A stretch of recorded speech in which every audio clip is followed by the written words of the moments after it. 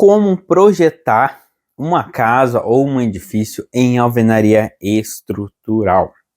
Esse método construtivo aí que a gente está abordando amplamente aqui no canal, ele traz diversos benefícios para o seu cliente que busca economia e eficiência na construção. Ele traz rapidez na execução, ou seja, para o empreiteiro também é muito bom. Porém, quando a gente fala de projeto, temos aí um pouco mais de complexidade em relação ao concreto armado. Primeiro, a gente tem muito menos material disponível que o concreto armado convencional. Temos normatizações já bem abrangentes que atendem diversos aspectos da alvenaria estrutural, então isso é uma vantagem. Temos muito respaldo técnico. E eu quero trazer para vocês no vídeo de hoje, né, como calcular, como dimensionar, trazer para vocês uma direção sobre o que é um projeto estrutural em alvenaria armada, em alvenaria estrutural também. O nome estrutural acaba se repetindo várias vezes, mas é a nossa alvenaria. A gente quer armar ela, quer estruturar ela, e a gente tem um sistema construtivo bem eficiente. Vem comigo que a gente vai para o computador agora, eu vou apresentar um projeto para vocês, e como a gente chega no cálculo, como a gente começa aí a desenvolver um projeto e dominar essa área, tranquilo? Eu sou o engenheiro civil Felipe e ensino você, engenheiro, a dominar projetos em alvenaria estrutural e ser capaz de faturar aí mais de 10 mil reais com esse tipo de projeto, mesmo que você não tenha experiência, beleza? Então, bora lá! Fala pessoal, mudamos aí um pouco o ângulo de visualização para a gente poder compreender melhor o que seria o cálculo, né, o dimensionamento de uma alvenaria estrutural. Como qualquer estrutura, a gente precisa compreender os esforços que essa parede precisa reagir. Claro que todas as informações que eu estou passando nesse vídeo são informações mais resumidas e mais diretas. Todo o passo a passo, o conteúdo completo, nos mínimos detalhes para você não se perder, vai estar no nosso curso, tranquilo? Nosso curso de alvenaria estrutural. E vamos ter aí o lançamento que vai ser a nossa oficina de projeto. Então fica ligado aqui no canal ou na página no Instagram para você não perder essa oportunidade de dominar o projeto de alvenaria estrutural, tranquilo? Mesmo que você não tenha experiência nenhuma. Dessa forma você pode aí faturar com projetos, né? Principalmente a alvenaria estrutural, que é um projeto que tem um custo maior, é um valor agregado maior, por ele ser um pouco mais trabalhoso e ter menos profissionais atuando, é uma excelente oportunidade, beleza? Para você ter ganhos aí que podem passar os 10 mil reais sem, isso é um valor real, tá bom? Vamos lá falar sobre os esforços que a alvenaria estrutural ela precisa resistir. O primeiro esforço, que é o mais simples, tá? Quando a gente fala de alvenaria estrutural, a gente está falando de um esforço de compressão, tá? Esse esforço de compressão, a gente já conhece, é o esforço normal, ou seja, da gravidade. Ela passa de baixo para cima, certo? De cima para baixo, aliás, né? Aquele esforço que ele vai vir daqui para cima e vai acontecer numa área. Considerando somente esse esforço, a gente tem o esforço normal, que é o de compressão simples. E a alvenaria precisa resistir com uma reação contrária. Exatamente contrária. Essa seria a reação da nossa alvenaria à compressão. Temos a tração, que vai querer puxar a nossa alvenaria e ela precisa fazer o esforço contrário. Na alvenaria, quando a gente fala de alvenaria, é um esforço nulo, tá bom? Porque a alvenaria não tem resistência à tração, tanto que não é nem tratado na norma. Toda vez que acontecer da nossa alvenaria estrutural ter um esforço de tração, quem vai resistir é o aço, tá? A área de seção do aço, não a área da alvenaria. Então, cuidado com isso, né? Além do aço, também tem a argamassa, que ela tem a resistência à tração, tá bom? Que a gente considera no cisalhamento, que a gente considera na flexão. A flexão já é um esforço que ele combina tração e compressão, assim como uma viga aqui no centro. Ela vai ter um esforço de tração de um lado e compressão do outro. Nesse caso, se a gente pegar aqui, ó, esse ponto aqui, ó, esse bloco, desenhar a alvenaria aqui, um bloquinho, e o bloquinho de baixo, correto? Acontece, se eu aplicar uma força nesse sentido, essa parte da alvenaria vai querer comprimir, vou até mudar a cor aqui, e a outra área vai querer fazer o quê? Ela vai querer tracionar para cima, fazendo isso. Se a gente transferir isso em gráfico, a gente vai ter tração e depois compressão e aqui a linha neutra, né? Então a gente tem tração e compressão. Dessa maneira a gente tem dois esforços que precisam ser combatidos. Novamente, a tração é o aço e compressão concreto, então a gente vai ter aqui uma relação de resistência, tranquilo? O outro esforço é o esforço de cisalhamento. Cisalhamento é aquele esforço que ele quer cortar a nossa alvenaria, ou seja, se é um esforço nesse sentido, ela vai, se for para falhar, ela vai falhar aqui, ó. Geralmente é na base onde tem o maior esforço, tá? Ele vem se propagando pela parede e aqui tem o maior esforço, então ele vai querer arrastar. A vantagem do cisalhamento em relação à alvenaria estrutural é que a alvenaria, na verdade, a vantagem da alvenaria é que quanto maior a carga, maior a resistência da alvenaria, porque a gente precisa considerar o peso, o carregamento aqui, né? Quanto maior a resistência da alvenaria ao cisalhamento, porque a gente leva em consideração a tração da argamassa, né? A aderência da argamassa e o atrito aqui. É como se a gente estivesse querendo empurrar um bloco no chão, ele vai ter um atrito, né? Ele vai precisar de um esforço, ele vai querer reagir. E por último temos a flexocompressão, que é o mais complexo de todos, porém no nosso curso a gente traz uma forma simplificada, para a gente chegar num resultado muito bom, que é um cálculo ele é menos refinado, porém tem resultados muito bons, já foi provado. A flexocompressão nada mais é que a combinação da compressão e a tração. Nesse caso, esse esforço aqui de momento, ele vai comprimir uma parte da alvenaria e vai tracionar, tá bom? Ela é diferente da flexão, pessoal, não é a mesma coisa, porque a flexão, ele vai acontecer no meio aqui da parede, né? Vai acontecer no centro de gravidade. Nesse caso é o pano inteiro da flexocompressão e acontece no outro sentido, né? Um trecho da parede está sendo tracionado e outro comprimido. Aqui não, aqui todo trecho que está sendo tracionado também tem trecho sendo comprimido. Então existe uma diferença entre os dois esforços por conta disso, tá bom? Isso aqui geralmente é causado pelo cisalhamento também, ou o momento quando a gente tem viga querendo arrancar, né? Uma viga que ela está engastada, por isso que a gente evita engastar para não gerar esse esforço aqui na parede, tranquilo? Então aqui a gente tem uns esforços que a nossa alvenaria precisa resistir quando a gente fala de cálculo. E uma informação muito importante, que é a propagação de cargas na alvenaria estrutural. Quando a gente tem uma carga concentrada, ela vai se propagar em um ângulo de 45 graus.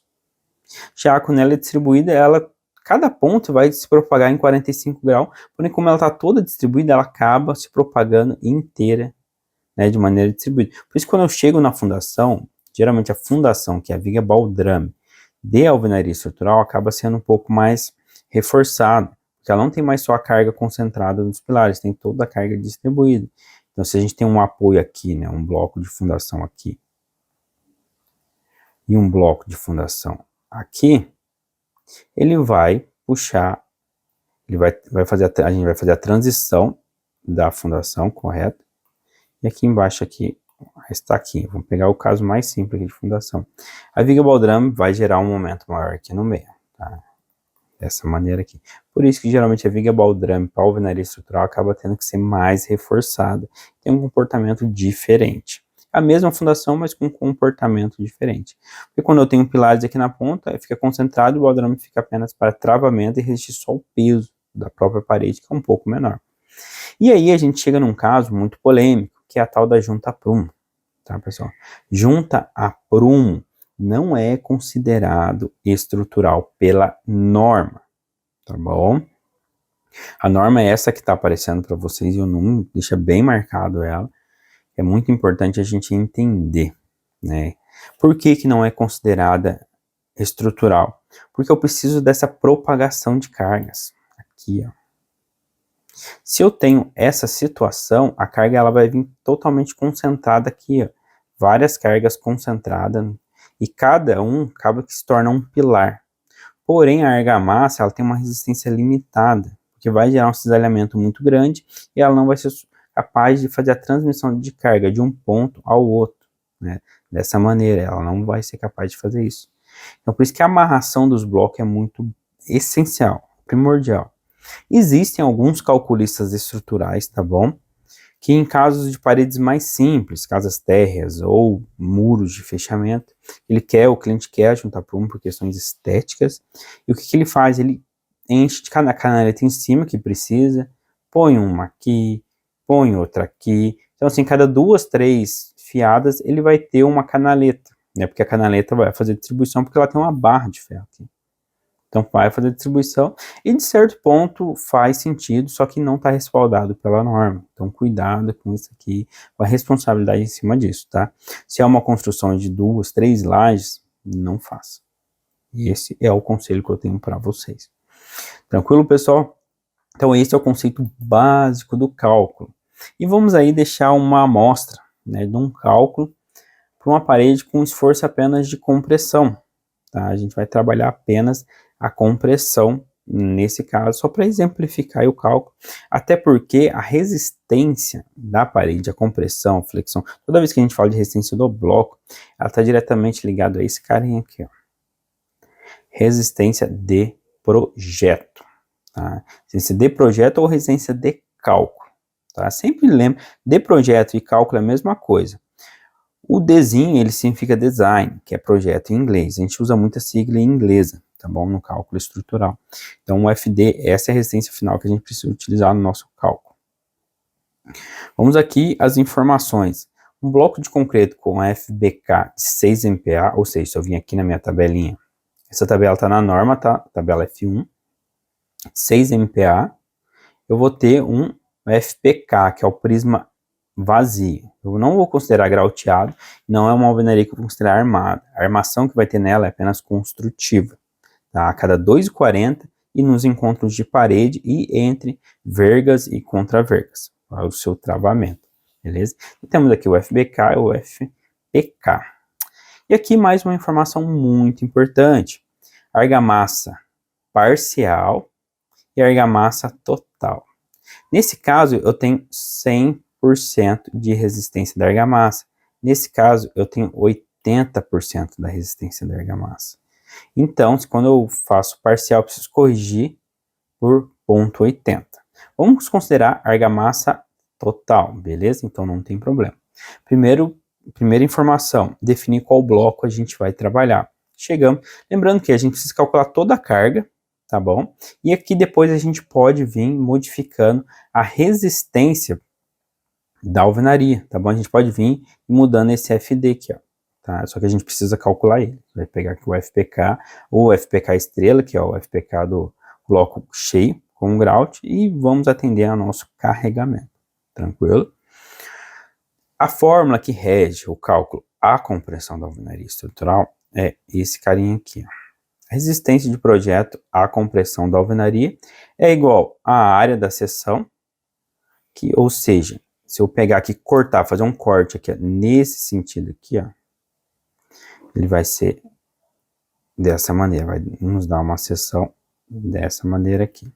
A minha espessura é 19 centímetros e a minha largura 2,59, tranquilo? Então, se eu calcular aqui rapidamente, a gente vai ter uma área que vai ser igual 2,59 vezes 0,19, 0,49 metros quadrados, né? E 0,4921, né? Deixar mais preciso, metros quadrados. Essa é a nossa área de seção resistente, que é um corte aqui feito nesse sentido. A resistência de projeto da alvenaria. A resistência é o resultado da resistência característica sobre o fator de ponderação da alvenaria, que em combinações normais, que é o nosso caso, que tem que ser dividido por 2, tá bom? Então, a resistência aqui de projeto da nossa alvenaria vai ser o FK. A gente vai trabalhar com bloco de concreto, então vai ser 0,70 vezes o FPK, que é essa informação, 4,5. 4,5 sobre 2. Dessa maneira, o nosso FD ele vai ser 0,70 vezes 4,5 dividido por 2. Vou até aqui embaixo para ficar mais fácil a visualização. O FD vai ser 1,575 megapascal, tá? Lembrando sempre de converter unidades, para não se enrolar e não se embananar. Temos o FD da nossa equação. Agora vamos atrás do fator redutor.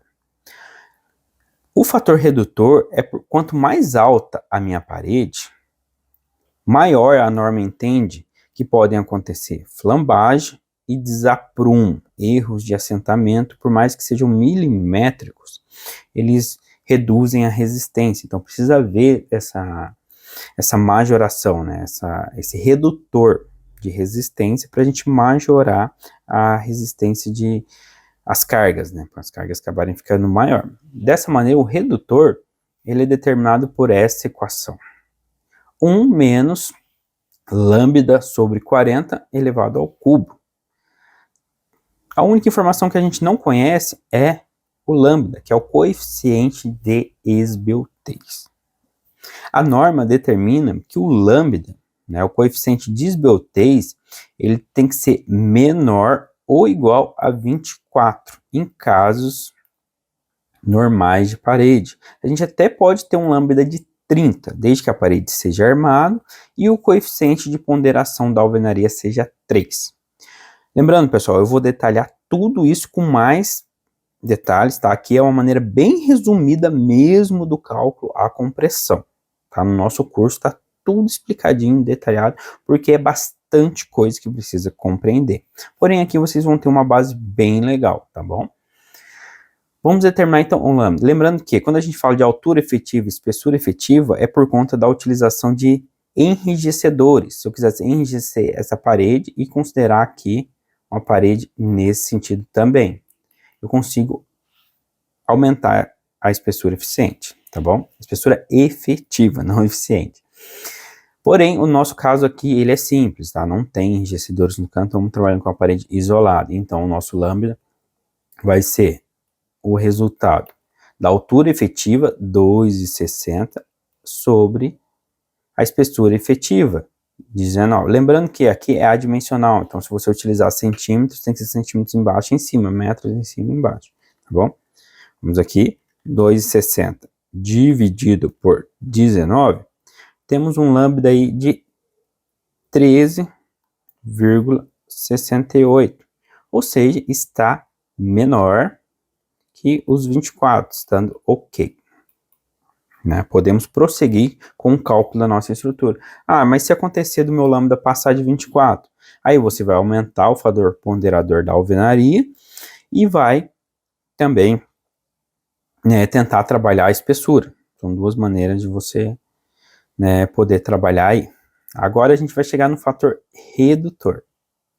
Tendo lambda, aí é simples, 1 menos o lambda, 13,68, aqui é um 3, sobre 40, tudo isso ao cubo.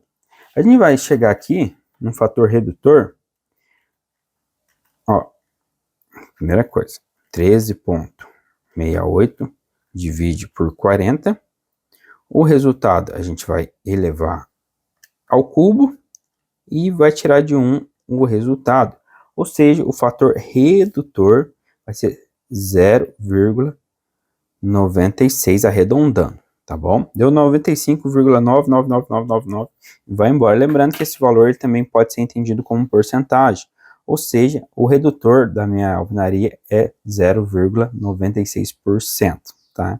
Seria isso aqui. 1 seria o valor total, né? Seria a resistência total. Aqui eu preciso tirar 4%, 0,4%. Então, é um valor aí, é 4%, aliás, né? Se eu converter aqui, deu aqui, só para ficar certinho, né, pessoal? 96%. Tá bom? Agora a gente tem o redutor. Agora é bem simples, tá? Agora é só aplicar, vou até dividir aqui a tela, tá bom? A gente tem a área, 0,492,1, tá? Vezes o FD, 1,575, vezes o redutor, 0,96.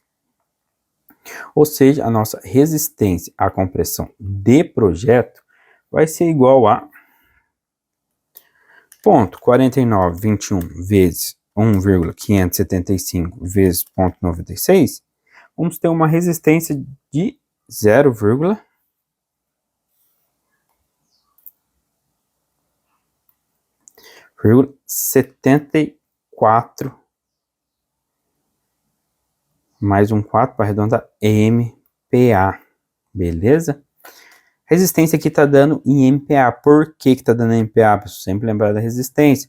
Porque o meu FD, ele foi todo calculado em MPa aqui, ó, tá bom? Para a gente converter isso para quilonewton, que é a unidade mais utilizada quando a gente fala de carregamento, basta aqui multiplicar por 1000, tá? Se multiplicar por 1000, né? Vou pegar aqui 1000. A gente joga para baixo ali, vai ficar 700 e... Não, vamos corrigir isso aqui, que esse número tá bem feião, né? Zero vai dar 744 quilonewtons por metro quadrado, tá?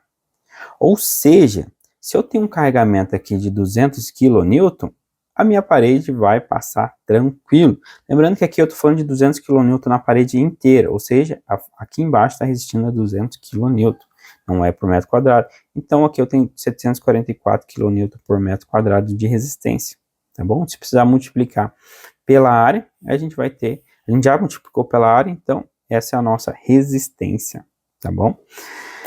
Beleza, pessoal? Então, esse é uma forma simplificada do cálculo estrutural da alvenaria estrutural. Isso aqui é o primeiro passo para vocês dominarem projeto em alvenaria estrutural, beleza? Aqui é uma pequena amostra aí do que a gente vai trazer de muito conteúdo. Vamos entender o conceito do bloco, conceito aí do porquê a espessura efetiva, a altura efetiva. Vai deixando suas perguntas aqui, seus comentários, e tudo isso vai agregar. Tranquilo, pessoal? Fica ligado no nosso evento aí do lançamento do curso de alvenaria estrutural aqui do canal Engenharia Aditiva. Muito obrigado pela atenção de vocês, um forte e grande abraço, até o próximo vídeo e tchau!